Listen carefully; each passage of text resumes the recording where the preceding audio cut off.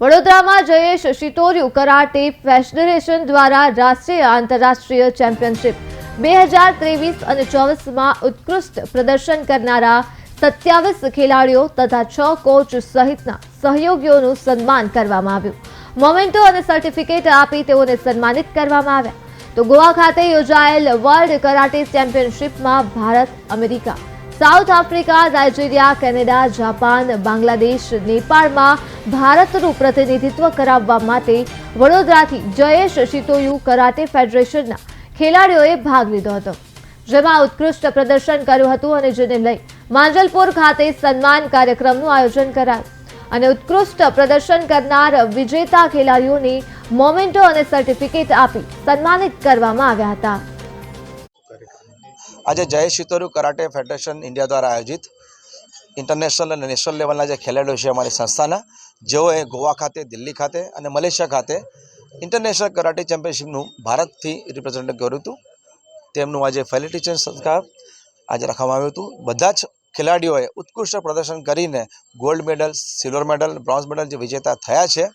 અમારી સંસ્થા છેલ્લા 5 વર્ષથી આ પ્રકારના એવોર્ડ ફંક્શન્સનો કાર્યક્રમ કરે છે, જે છોકરાઓને પ્રોત્સાહન હેતુ ખૂબ જ જરૂરી છે।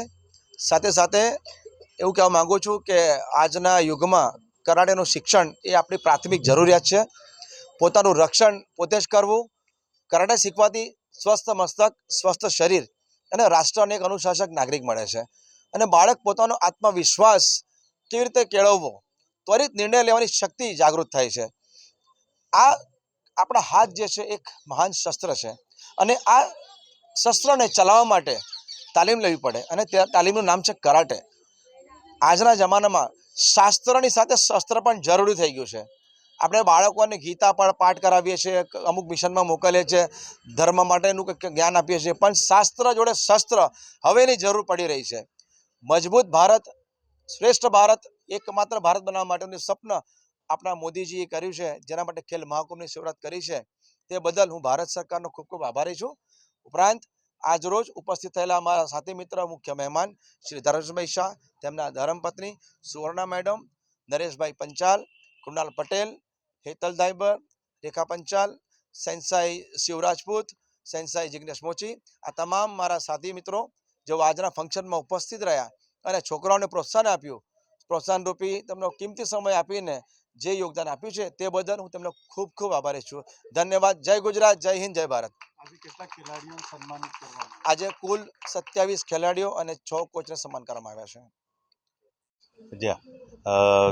જયેશ શિતોરિયુ કરાટે ફેડરેશન તરફથી જે અગાઉ દિલ્હી અને ગોવામાં જે ઇવેન્ટ્સ થયા અને એ નિમિત્તે એવી ઇવેન્ટ્સમાં જે પાર્ટિસિપેશન આ ફેડરેશન તરફથી જે સ્ટુડન્ટ્સે લીધેલા અને એમાં એઓ વિનર થયા હતા। એમાં ઘણા સ્ટુડન્ટ્સને ગોલ્ડ મેડલ મળ્યા છે, સિલ્વર મેડલ મળ્યા છે। એ બદલ આજરોજ અહીંયા એમના મેડલ વિતરણ માટે આયોજન કરવામાં આવ્યું હતું અને ખૂબ સરસ આયોજન થયું છે અને બસ આ જ રીતે ઉત્તરોત્તર ફેડરેશન પ્રગતિ કરે એવી અમારી શુભેચ્છા। સર, અત્યારે મોબાઈલ યુગ છે, મોબાઈલ યુગની અંદર આ કેટલું જરૂરી છે સ્વસુરક્ષા અને એના ને એકચ્યુઅલી જોવા જઈએ તો મારું ઓપિનિયન એવું કે મોબાઈલ બી જરૂરી છે। દરેક વસ્તુની બે સાઈડ હોય છે, સારી ને ખરાબ। તો આપણે સારી વસ્તુ પણ હોય છે અને ખરેખર આ એક્ટિવિટી કોઈ પણ ખરેખર દરેક પેરેન્ટ્સે એમના દીકરાઓને, દીકરીઓને, એમના બાળકોને ખરેખર એક આ ફિઝિકલ એક્ટિવિટી જરૂરી છે અને કરાટે તો ઓબ્વિયસલી માર્શલ આર્ટ છે, કરાટે છે, એ સેલ્ફ પ્રોટેક્શન પણ આજરોજ જરૂરી થઈ ગયું છે અને ખાસ કરીને દીકરીઓ માટે કે એમનું સેલ્ફ પ્રોટેક્શન થાય અને આવી જો કોઈ પણ ફિઝિકલ એક્ટિવિટી એડોપ્ટ કરે છે તો એમાં એમના માનસિક સ્તર બી ઘણું ઊંચું હોય છે અને મજબૂત રીતે વિચારી શકે છે, સારું નરસું વિચારી શકે છે।